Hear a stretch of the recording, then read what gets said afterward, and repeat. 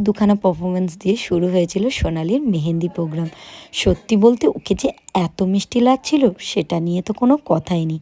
তারপর সোনালির মেহেন্দি যখন অলমোস্ট শেষ, তখন এলো দাদা। অমনি দাদার হাতটা ধরে সোনালির নামটা লিখে দিলাম। আচ্ছা, তোমাদের বিয়েতে দাদারা তোমাদের নাম লিখেছিল তো? কমেন্টে কিন্তু অবশ্যই জানিও। আর যেই লিখলাম দাদার হাতে ওর নামটা, দাদার বন্ধুরা তো ভীষণ মজা করছিল দাদাকে নিয়ে।